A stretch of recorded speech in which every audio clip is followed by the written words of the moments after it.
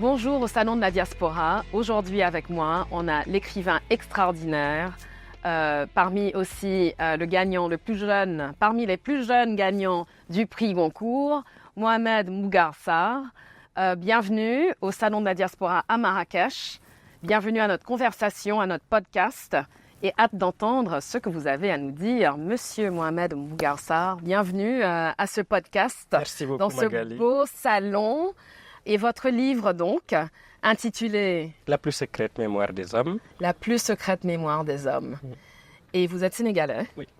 Mais vous avez été inspiré par un écrivain malien, c'est ça? Oui, l'histoire de la plus secrète mémoire des hommes raconte le destin d'un écrivain qui, au milieu des années 30, connaît la gloire. C'est un écrivain africain. Oui. Connaît la gloire à Paris, la gloire littéraire, parce qu'il publie un roman qui s'appelle, dans mon roman, Le labyrinthe de l'inhumain. Et à la suite de cette publication-là, après la gloire, il connaît aussi la chute, parce qu'il y a des accusations de plagiat sur fond de racisme, sur fond de condescendance dans cette Europe-là de la première moitié du XXe siècle. Dans la fiction, c'est ça. Mais l'histoire réelle derrière cette histoire, la fiction, c'est celle de l'écrivain malien Yambo Ologem, qui, non pas dans les années 30, mais en 1968, a publié son premier roman, Le devoir de violence, à 28 ans.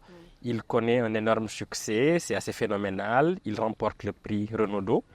Et 2 ans plus tard, au début des années 70, on l'accuse de plagiat, on l'accuse d'avoir imité, de n'avoir pas été l'auteur de la chose, sur fond de racisme. C'est très violent. Il est très seul, il est lâché non seulement par ses éditeurs, mais aussi par beaucoup d'intellectuels, artistes africains. Et il choisit, Même un certain nombre les siens. Les siens l'ont lâché. C'est ce qui rend sa chute encore plus violente symboliquement. Et ensuite, après cela, il disparaît. Il publie encore quelques autres livres qui ne connaissent pas le même retentissement.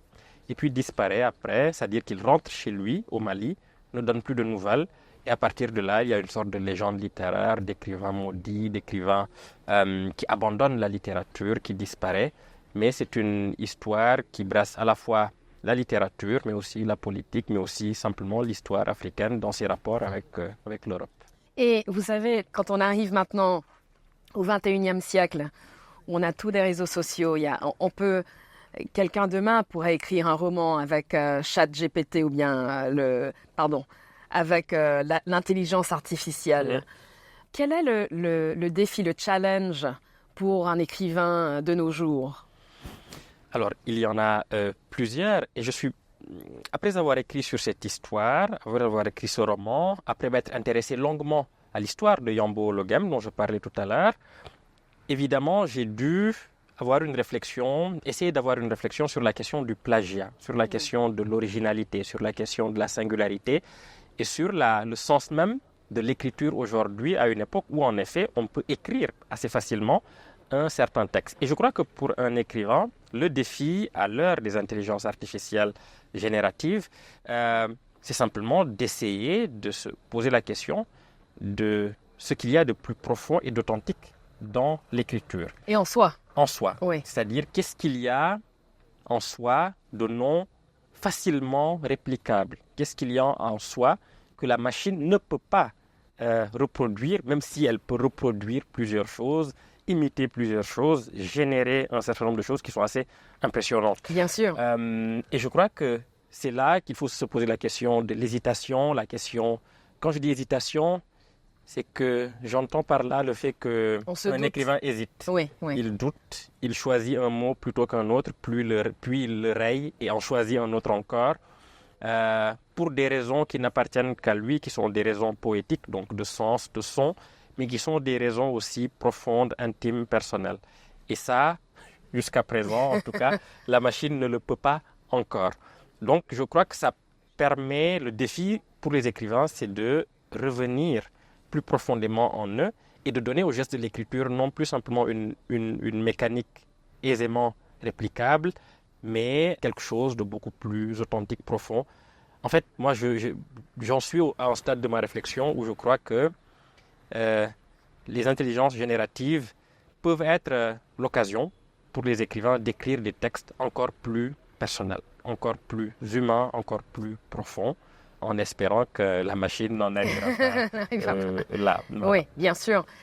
Vous savez, est-ce que vous pouvez nous ramener au moment où vous avez reçu le prix Goncourt? C'était comment ce moment-là, ce jour-là, cet instant? C'est un jour... Est-ce que c'était même le but? Non, Même ce n'était pas le but parce que je crois que, en tout cas moi, je n'écris pas en me projetant dans des récompenses ou des distinctions. Bien sûr que non. Personne ne doit faire ça en écrivant.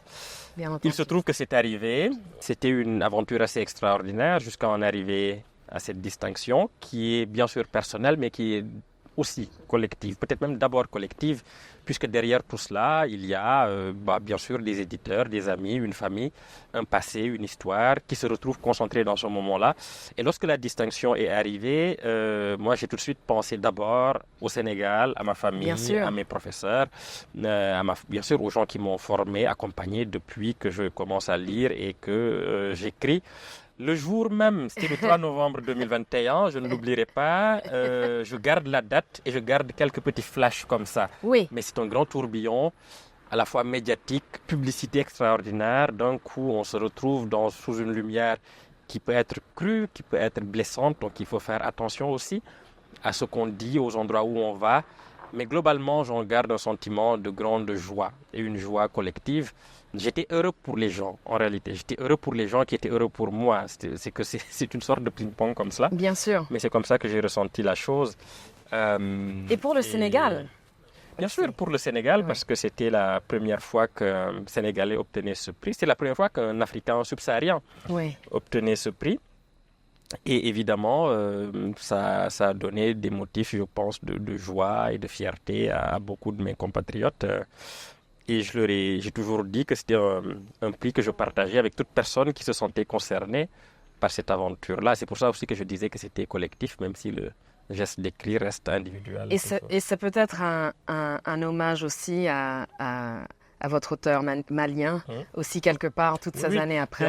Bien sûr, parce que le livre lui est dédié. Le livre lui est dédié.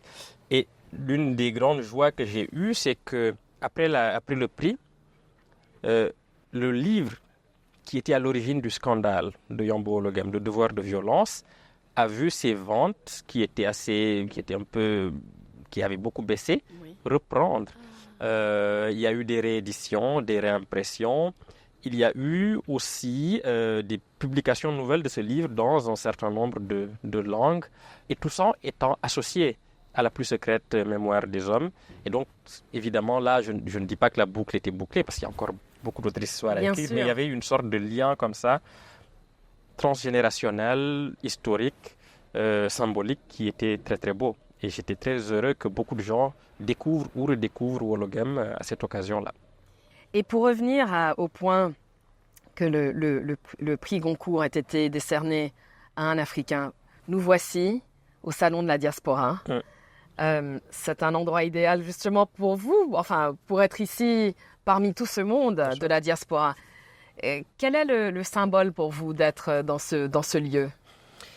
Alors, le symbole est très fort parce que même si je suis sénégalais, que j'ai vécu quasiment 20 ans de ma vie avant de partir pour faire mes études, aujourd'hui, je fais partie de la diaspora sénégalaise. Donc, d'une certaine façon, ce salon est aussi mon salon et j'y rencontre d'autres membres, d'autres diasporas.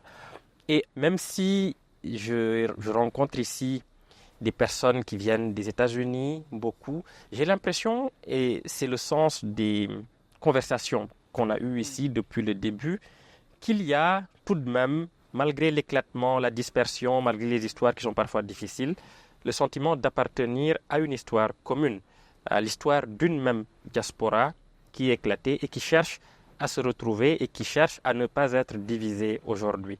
Et je pense qu'à l'ère qui est la nôtre, avec les menaces que nous connaissons tous, dont on a beaucoup parlé ici, il est important qu'il y ait des lieux comme cela et que les diasporas africaines, africaines-américaines, caribéennes et autres se rencontrent ici et discutent de ce qu'elles veulent avoir en commun, de ce qu'elles ont en commun et conversent. Et je crois que les livres, évidemment, sont importants pour ça. Absolument, c'est une langue universelle. Voilà, c'est une langue universelle. La littérature. Voilà, j'ai toujours considéré qu'une diaspora de toutes les définitions possibles d'une diaspora, j'ai toujours aimé celle qui disait que c'était un ensemble de gens dans le monde qui se retrouvaient autour de même livre. Et je crois que, voilà, étant écrivain, ça résonne profondément pour moi. Et votre livre a été traduit en plusieurs langues déjà ou... Il a été traduit dans plusieurs langues, plus de 30. Plus de 30 langues. 37 langues. Et bon, c'est assez exceptionnel aussi. Il y a des langues, évidemment, que je ne connaissais absolument pas, dans lesquelles il a été traduit.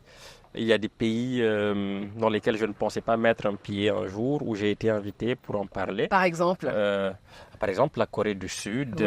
C'est un pays où je ne pensais pas du tout aller un jour. Et puis bon, finalement, ça s'est fait. Enfin, donc sur tous les continents, en réalité. Bien sûr, c'est extraordinaire. Qui était très beau. Oui. Et voilà, rencontrer les traducteurs, rencontrer les lecteurs d'autres langues, voilà, c'est tout de même une expérience assez folle. Et c'est peut-être ce que j'ai vraiment préféré de toute cette aventure-là. Oui. Et oui, c'est un voyage qui continue. Oui. Et merci de nous avoir emmenés avec vous un peu pour ce voyage. Merci Mohamed Mbougar Sarr. Félicitations à vous. Merci beaucoup. Et bonne continuation. On a hâte de voir. Vous pouvez nous donner une petite chose? Vous travaillez sur autre chose là en ce moment? Je travaille sur autre chose, sur un autre roman. D'accord. Et qui continuera à creuser un peu le sillon des effets de ce qu'on appelle le colonialisme. Aujourd'hui, j'ai un peu abordé dans mon précédent roman, donc ça continuera, mais avec une toute autre histoire et un autre cadre, donc rendez-vous est pris. Rendez-vous aussi au Salon de la Diaspora quand le livre sortira alors, parce qu'il faudra qu'on en parle. Je l'espère de tout cœur, parce que c'était un très beau salon, vraiment, et j'espère que j'aurai l'occasion de revenir. Voilà. Merci beaucoup. Merci Magali. Merci.